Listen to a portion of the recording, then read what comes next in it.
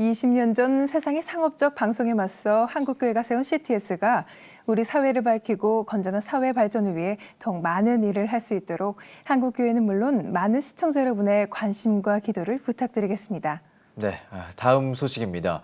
얼마 전 교단별 총회가 끝났는데요. 이 총회 때 보고된 각 교단별 교인 수를 보면 안타깝게도 감소하고 있다는 분석이 나왔습니다. 오늘 이야기를 좀 더 해보도록 하겠습니다. 스튜디오에 유현석 기자 나와 있습니다. 네, 유현석 기자. 올해 각 총회별 보고된 보고서를 분석하셨죠? 네, 그렇습니다. 예장 합동의 경우에 2004년 250만 명에서 2012년 299만 명으로 9년에 조금씩 증가했습니다. 그러나 예장 합동은 2013년 285만 7,065명으로 전년 대비해서 14만 명이 줄었고요. 네. 2014년에는 272만 1,427명으로 4.8%가 하락했습니다. 2년 사이 27만여 명이 줄어든 수치인데요. 예장 고신과 기장의 경우에는 감소 추세가 좀 더 일찍 찾아왔습니다. 예장 고신은 2006년 말 50만 1,036명 이후로 교인이 계속 줄어들어서 2013년 말에는 47만 2,717명이 됐습니다.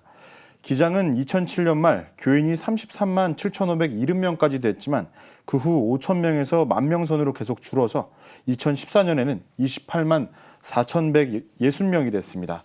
반면 예장 통합교단은 교인 수가 2011년부터 감소 추세를 보였는데요. 4년 만에 다시 회복세를 나타냈습니다. 2010년까지 꾸준히 증가세를 보이던 교세가 2011년 처음으로 186명이 줄어들기 시작하면서 3년간 무려 4만 3,399명이 감소한 후 2014년 전년 대비 0.06% 증가한 281만 574명으로 집계돼 다시 회복세로 돌아섰습니다. 예.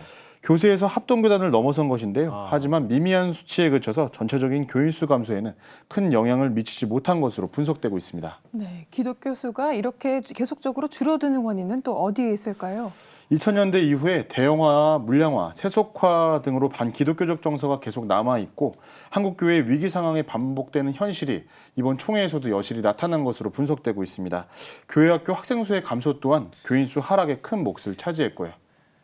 네, 여러 가지 요인이 있는 것 같은데 어쨌든 교인 수가 줄어든다는 것은 한국교회의 책임이 있다 이렇게 봐야 할 것 같습니다. 네. 그렇다면 목회자와 교회 수는 어떻게 되고 있나요?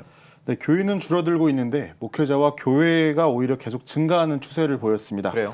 네, 2004년 목사 12,476명, 교회 7,412개였던 예장 합동이 이후 교단 소속 목사와 교회가 꾸준히 증가해서 2014년 기준 목사 22,646명, 교회 12,078개를 기록했는데요. 예. 통계상 지난 한 해 동안 교인 13만 명이 떠났는데 목사는 400여 명, 교회는 500여 개 늘어난 것입니다.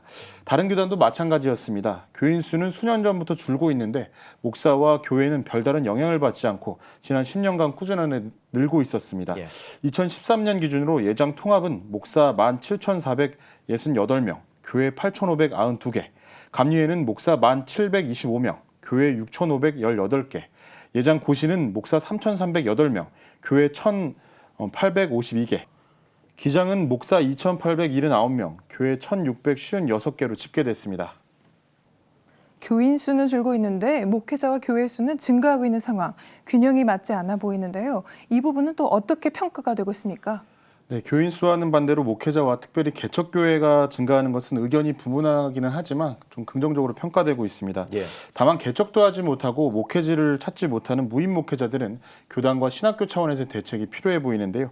다음 세대를 위한 정책이 무엇보다 필요하다는 목소리가 더욱 높아지고 있습니다. 그렇군요. 교회가 증가해도 교인이 없다면 교회는 결국 텅텅 빌 수밖에 없지 않습니까? 네. 다음 총회에서는 교인들도 많이 늘어났다는 소식을 좀 전해주셨으면 좋겠습니다. 오직 복음, 오직 믿음, CTS.